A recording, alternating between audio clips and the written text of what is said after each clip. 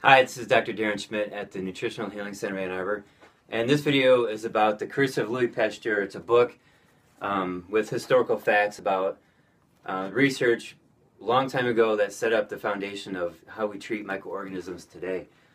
So the point is that we have Louis Pasteur who he did research in a lab, and at the same time in Paris there was a guy named Antoine Béchamp, and they were like enemies, if you will. They had differing opinions on microorganisms, and it turns out that Antoine Béchamp was right and Louis Pasteur was wrong.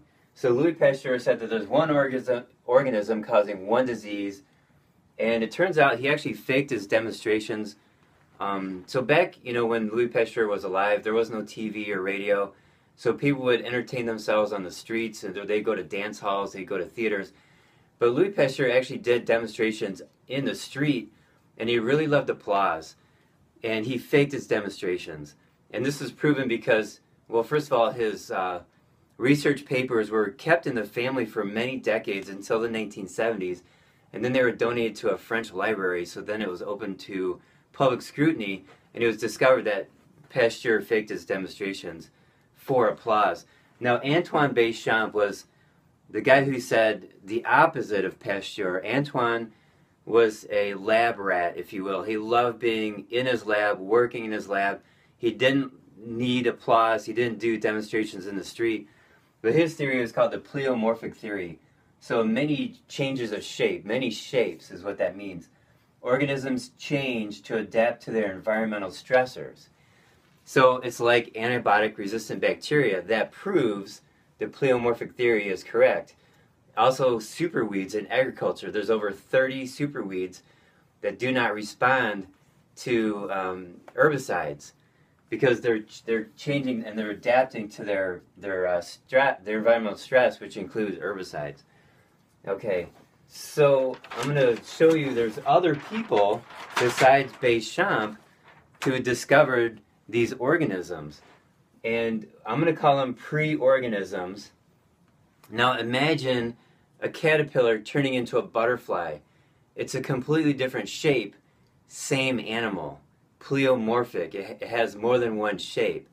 So there are these organisms that lay dormant, and they wait for your immune system to become weak or to have like altered normal physiology in your body, and it takes that environment and it has to change and adapt to that environment. That's why you want to keep your body healthy, so that these organisms stay normal or they stay dormant. So I'm going to list off a bunch of researchers, and these people did not know each other. They didn't have knowledge of other discoveries. They discovered these pre-organisms on their own, and these people had similar discoveries because they were all good with microscopes. They're all good with optics. So Antoine Béchamp, he called these pre-organisms microzymas. Wilhelm Reich called them bions. Walter Cannon said these are cells that could go dormant. Gaston Naessens called them somatids. Gunther Enderlein called them endobionts. And Royal Rife called them turquoise bodies or pinpoint cells. So these are all describing the same pre-organism. They just have different names because they discovered them and named them something that they created. They gave them a name that they had created. Now I need to point out Florence Nightingale. She's the founder of nursing. And she says there are no specific diseases, there are specific disease conditions.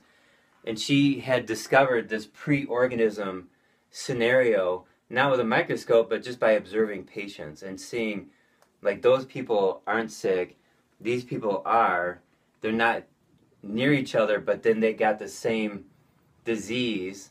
And so she surmised that there must be some pre-organism in their body that changes based on the stress that the body's going through. So I just wanted to point her out because she's mentioned in the book. So I'm going to show you this book again. It's the pinkest book on the market. It's called The Curse of Louis Pasteur, written by Nancy Appleton. And Nancy has a great number of books, and they're very good. She's a great author. So now in my practice, I use a form of testing called muscle testing, and it's measuring energy fields, and I actually look for and find these pre-organisms. I have tools to help me find these pre-organisms, and then I take care of them by healing the body and making the body more and more viable, giving it more and more life, and then these things go away, as opposed to a body that's sick and the tissue is non-viable. So non-viable tissue needs to be returned back to the soil. So let me reframe that. When your body's dead, the tissues need to go back into soil. It's fungus, bacteria, viruses, and parasites that make your body decompose. So we want to do the opposite of that. We want to make your body very viable, very healthy. So if somebody has chronic lung infections, that means their lungs are not viable, so you got to repair the lung tissue. And so sometimes they need actual help for the immune system to get rid of the organism that might be taking advantage of poor lung tissue or weak lung tissue. So sometimes you have to take care of that too. But you also have to repair the tissue itself.